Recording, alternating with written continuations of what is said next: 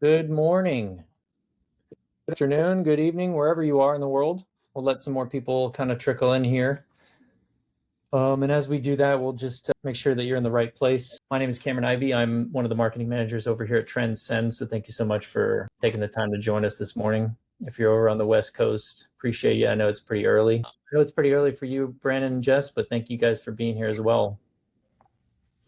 Happy You're happy? to be here. Good.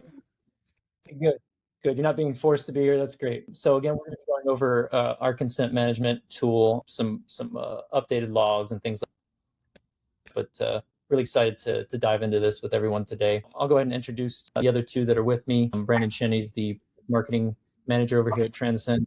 We have Jess Bronowicki with us. He's head of sales engineering here at Transcend. So thank you two for being here today. A little bit of the agenda. So we're going to talk a little bit about how consent can help unlock your business growth. We're going to talk about some recent and upcoming state laws that have just come into play. What that means to you guys and your organization. We're going to talk about the comparison to traditional approaches, like using legacy providers and things like that. And then we're going to go into our product, and then we'll do some Q&A at the end. So feel free to ask questions as we go along. Happy to try to answer them, but make this interactive as we can. And so we'll go ahead and dive into the first slide. Yeah, and sorry, right before we dive into that, I think it's always worth mentioning that if you haven't used this platform before, you can type questions on the right-hand side as we go along in this comment section so that we can make sure that we capture a little bit of the context behind the question and make sure we're addressing it, knowing what's on the slide. So feel free to pop them in as you go along. You don't necessarily need to save them all for the end, even though we will, again, have a dedicated slot and to answer any remaining questions you may have. And just as an example, you should see a message from me in the comment section coming as soon as my browser processes that request. There we go, consent. So hopping into how consent benefits your business, how consent can unlock business growth. As we all know, whether it's something like a state like California, a different region like the EU, Brazil, all over the world, states, governments are starting to take consent and the idea of data privacy more and more seriously. But that being said, we still need this valuable data, right? We still need to understand how users are interacting with our website. We still need to understand things like what pages they're visiting, what purchases they're recurringly doing again and again, so that we can understand how to better give them a better experience. And along the way, we also want to make sure that we're honoring those different data privacy regulations, no matter what region it is. So as an example, one of the most common one, the earliest ones that companies started to take notice of was this California Consumer Privacy Act. You can see that I'm not going to go through all the different bullet points here, but suffice it to say, many of the state regulations that are coming up are beginning to take a form more or less like what the CCPA covers and CPRA covers, protecting the user rights to access and control the use of their data.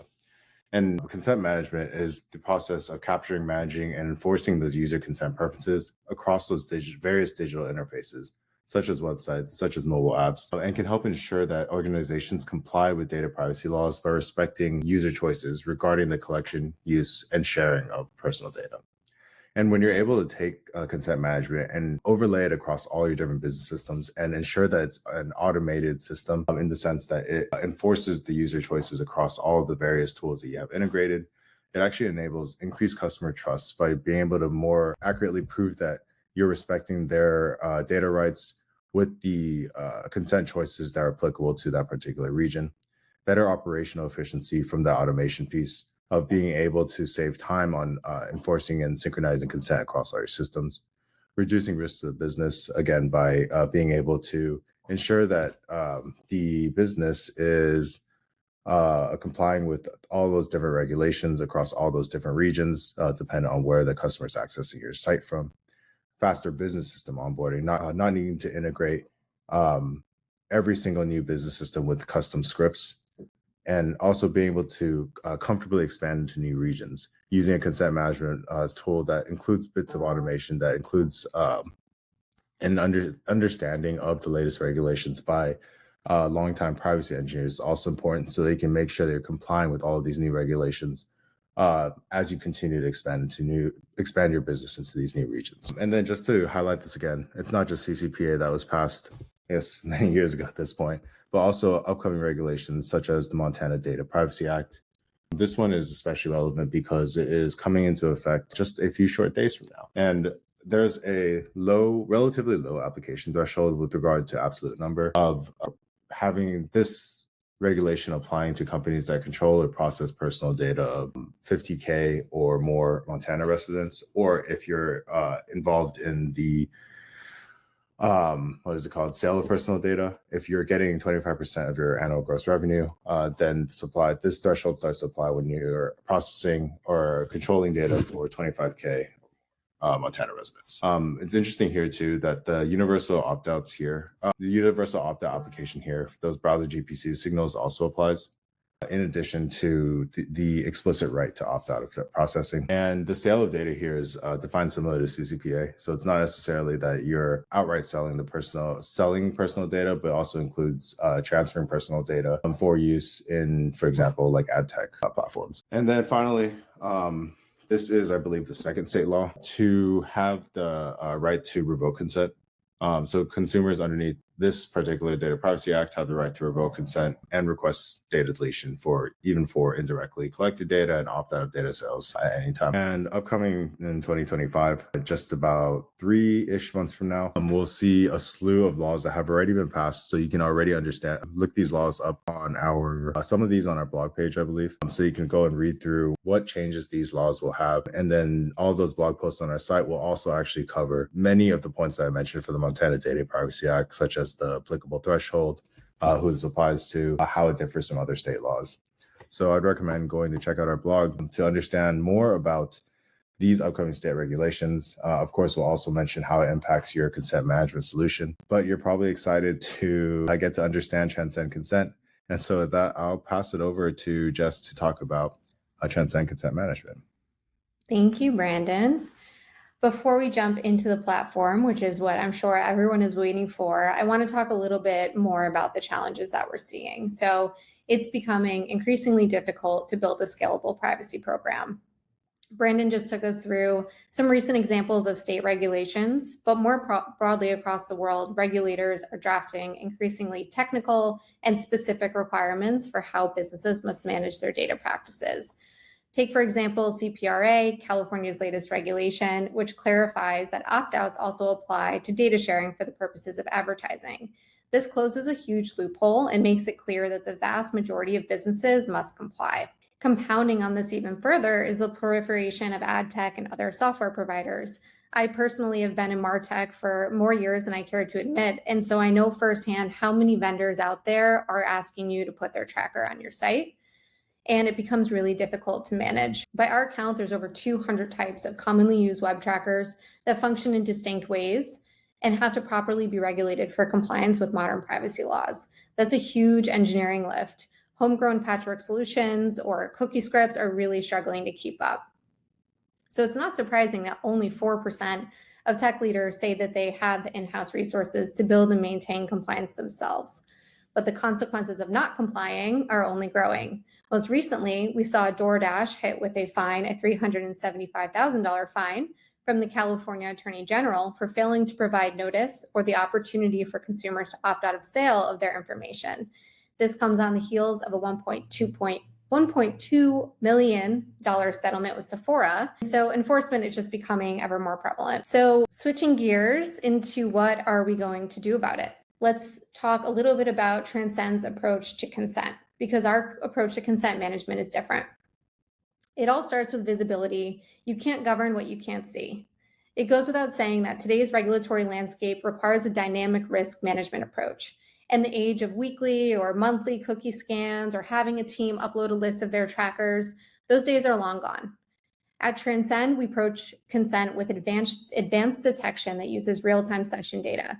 We sample actual user sessions across every page of the site, logged in or not logged in, continuously, so that if someone adds something or changes a tracker, you will get immediate visibility into something that has been added and needs to be regulated. We also approach this from an omni-channel standpoint. So that means we're going to sync that consent signal across devices and environments. There's no manual tag management. So if you're familiar with the various legacy providers, you'll know that historically they have relied on hard-coded binary rules on what can load, and this causes a ton of headache for implementation. We regulate directly on the network level. Our approach is more of a firewall in the browser, and so we're regulating based on the traffic emitted rather than the tracker itself.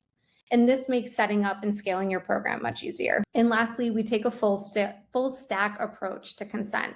And what that means is whether your data is on the front end or the back end, we can regulate it wherever it is. And we're also storing that consent signal to be used wherever you need it. Going one level deeper on web consent, and then I promise I'm going to jump into the platform. Our proprietary air gap technology doesn't just rely on script regulation. We're not going in with a black and white approach and turning on and off scripts. We're letting scripts run and act as a network level firewall. So what that means is that we're listening for data movement that requires action. If a communication to a specific CDN or endpoint contains data that's relevant to your policies for a specific regime, that data can be quarantined, blocked, or modified. Network level control over trackers themselves allows for minimal site performance impact, allows for granularity and flexibility in how you regulate. And we're going to let you go in and decide exactly how tools should be regulated based on how your business is using them. But let's not just talk about it. Let's jump into the platform. One more slide, sorry. But for today's demo, I just want to walk you through what I'm going to show you. So first, we're going to go through the setup. How do you install AirGap onto your website? Then we'll jump into what is it like to triage the different data flows that we're picking up on. Number 3, we'll show you how to configure for different regions. And then 4, we'll show you what the end user experience is. And now I will share my screen. All right, great. So here we are in the Transcend platform. On the left here, I'm going to minimize this for a second. You can see all of the different products that Transcend offers for managing data privacy across your business. Today, we're going to stay focused in consent and specifically on web consent. But please follow up and attend future sessions. Follow us on LinkedIn to learn about the rest of our products and the rest of our consent management suite. So starting with implementation, what you're going to do is come in and add this HTML snippet into the header of your website. We are going to start in reporting only mode. And what that means is that we're not going to be regulating or showing any banners right out the gate. We're just going to start listening to interactions with your site and report back on the telemetry to discover the technology that we're seeing. So the benefit that we just talked through is that you don't have to come in and encode user stories ahead of monitoring. We're going to be using real-time session data continuously to allow you to immediately be alerted to any changes to your tracking without being dependent on hard-coded rules. And so what you're looking at here is the triage screen of data flows. So data flows are any data that we're that we're monitoring on your site. And then we also have this cookie tab here, which is specifically monitoring cookie activity. Both of these sections have 3 tabs. And so there's triage, approved, and junk. And so you're going to start within triage. And what you'll see here when you come in, as you're triaging the different, the new tracking that's on your website, you're going to see the service itself. So where is this tracking coming from? The domain that it's reaching out to, the type of tracker. You're going to see the automatic purposes that we have populated for that tool based on what we know about it. And then you're going to see the activity meter. And so what this is showing is how often are we seeing this tracker? And a lot of times the frequency or the number of requests that can correlate to risk. Going back to purposes, so a purpose is where you can define and track what the data in each data flow is being used for. So once a data flow is assigned a purpose, your consent manager will regulate that data flow given the user's consent choices. We have a library of over 2,500 different tools where we've actually mapped 2 purposes out of the box. And so what you'll see here, if I just drop down, these are mapped to advertising or sale of info or essential, different, just allowing you out of the box to know, okay, people typically use Facebook for advertising and sale of info. But if you're using a tool in a different way, you're able to come in and customize these recommendations based on your business. We're also going to show a variety of other metadata if you scroll to the right here. And so this will show things like, description of the service, the website, tags for the vendors, and it'll really give your business users the context that they need as they're triaging these different data flows. So you've reviewed This line here, you want to come in and you want to approve it. Once you approve the data flow, it will now live in the approved tab. And this is where your team will come in to monitor on an ongoing basis. So jumping into the approved tab, I think what's important to point out here is that these are examples of the different ways you can classify the trackers on your site. So Snapchat, of course, we know that this is for advertising. So this is tagged accordingly. But then we have reCAPTCHA, which is more of an essential call coming from your website, and we want to categorize it accordingly. And so if you begin monitoring with Transcend Air Gap, this is an example of how you'll be able to pick and choose exactly how different network calls are regulated with precision. Great. So next we're going to jump into configuring consent for different regional experiences. So this is where you can set what type of consent is going to happen in various locations. Out of the box, we'll have a bunch of predefined experiences that we can recommend, and we are updating these on an ongoing basis based on, new regulations. But what we do allow for, even though we're going to provide the recommendation, is you can, of course, customize this. We do see different people taking different approaches based on their risk-reward approach for their business. So for example, I may want to be very risk averse and treat all of the United States as I treat California, or I might want to have state by state experiences. And so that this is exactly where I can set. Regional consent is typically mapped based on IP address. That is the most popular, but you can also set it up based on browser language or time zone. Browser language is nice for people who might be traveling. And then each of those experiences, moving over here, you can dictate exactly what that person is going to see. So do you want to have, what kinds of buttons do you want to be available? Do you want accept or reject, or just accept all? You can specify which purposes they are agreeing to. And then you can also specify what is the default for this specific region. And so an example of where this might come up is if you're operating in the US and in the EU, you might want to have opt-in for the EU, but automatic default opt-in for certain places in the US, since it can be assumed and it can be implied and doesn't necessarily need to be collected. So there's a lot of flexibility here to configure on as needed. Jumping over to the purposes tab, this is where you can, as I mentioned, we provide purposes out of the box as our experience is dictated, but you can also come in here and add in custom purposes for your business. We have seen some of our customers add in things like automated decision-making or don't train on my data. And finally, you can map these purposes to also respect a specific privacy signal. So for example, you can have, do not sell or share can be mapped to the GPC signal, which is basically the signal that California government is fining for. You can also map to the DNT signal, which is do not track in Chrome. And so as we detect these signals, even if the user was opted in by default, if they show these signals and you've enabled them for certain purposes, they'll be instantly opted out. And all of the technology will be blocked from the first time they're on the website. Great. So as a last stop for this demo, I want to show you what it looks like in practice. So I'm going to reload my e-commerce site. And so what I'm showing here is a consent module. So once your configuration and customization is complete, your consent module will be presented to your end users to capture and store consent to be honored moving forward.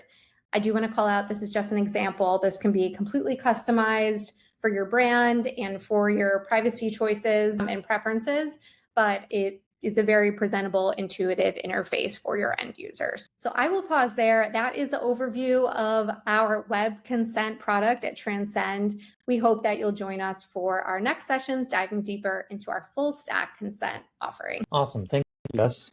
So we'll kind of leave it open right now since we have some time for some questions. So feel free to throw those in the chat. But I'll go ahead and start one off for us right here. If we didn't really go over this, like what stands out with Transcend compared to some of the legacy providers out there that some customers might be still using? I think I take this one. One of the biggest rise of tools companies started coming out when GDPR and CCPA started coming into effect were these cookie banner companies. So then I think we've all seen these modules pop up on screens that are just blanket reject or accept all type statements. But the truth of the matter is, with new states coming out with additional regulations, refining existing ones, it becomes more and more critical to understand like the granular nature of how what different types of data is being collected on customers, how they're being used. And Transcend Consent Management provides options for those solutions with, like Jess was mentioning earlier, some of those regional experiences, applying preset configurations based on where the user is accessing your site or digital property from. And another thing that makes Transcend different, in addition to some of those more preset experiences, ease of configuration, are both the concept of the network level tracking that Jess had mentioned earlier, with regards to being able to, for example, be able to accurately understand what trackers are on post login pages, being able to understand on an ongoing basis what trackers are on your site rather than depending on resource intensive, let's say like monthly web scans. And in addition to that, that idea that full stack consent that Jess was mentioning earlier is also rather unique, although honestly, like many more companies are starting to understand and require it. So I expect that we'll see many more platforms trying to catch up and implement this idea of full stack consent to, for example, respect like a user's opt-out signal across all of the different ad tech tools you might be using. Yeah, that's a good point. Just coming from the outside, and you're actually a little bit newer to Transcend, and maybe you've seen some other products or you've worked with other products, but coming into it a little bit newer, what's your first impressions of the technology and just what you've seen in the field? Yeah, I think I'm gonna keep my answer to consent because I think I can answer that a lot of different ways. But through my experience, something that I've observed specifically with large enterprise companies, is that a lot of these technical problems end up being team and like cross collaboration challenges. And so that's something that stuck out to me about AirGap, is that you can basically have a safeguard to default block anything you haven't triaged. You don't have to, but you can. And that's really important because a lot of times there are so many different teams touching one specific digital property that, as you know, a cross-functional effort, it's really, really hard to get something like privacy right. And so I think that's what's really stuck out to me at first. And then secondly, I would also say the full stack approach. Like where I came from, we came to market really focused on web. And by the time I left, almost everything was server side. And so I think being able to have that nimble approach is really important, because the way that data management is evolving is just shifting in our customers' businesses. Yeah, that's really good insight there. We do have a few more minutes, so if anybody does have any questions, please feel free. I know we still got some people on here, so don't be shy. If there's someone has something they're thinking about, we'll give you a few minutes here. Any other thoughts that you guys have on consent in general that we haven't already touched on? And again, while you're thinking about it, if you guys are wanting to dive into this a little bit more, you're looking for, maybe you want to get a more personalized demo to get a little bit more deep into this, I'll send a link in the chat here as well here very shortly, so you can use that to get in contact with us, unless you already are talking to somebody on our side. But feel free to reach out to us. I just posted the link there, so if you want to get more time with, feel free to use that, and we'll get with you. But if we're not going to have any other questions, we can give some time back, unless Brandon, you had something. Just a reminder again to follow us on LinkedIn. That's usually where we'll be posting upcoming webinars and demos like these. Upcoming sometime next month, especially would encourage you all to keep an eye out, as we'll be covering another related topic to consent management, which will be preference management. So make sure to follow the LinkedIn, or like Cameron just dropped in, the contact us form. Signing up for the contact us form and then letting us know you want to be reached out to for those upcoming demos too, would also be helpful, and also ensure that you're able to attend. And thank you so much. Lastly, for the demo. Yeah, thanks. Real quick before everybody goes, I also posted a link. If you're not part of our privacy community in Slack, would love to have you join. I just sent the link in there if you want to copy that and go in and sign up. We'll approve it if you're good enough to get in. No, I'm just kidding. But sign up if you want to be a part of it. A lot of good stuff in there for privacy jobs, and it's a pretty big community. So would love for you to be a part of it. But thank you all for being here. Thank you, Jess, for your time. Thank you, Brandon. And we'll see you guys next time. Thank you.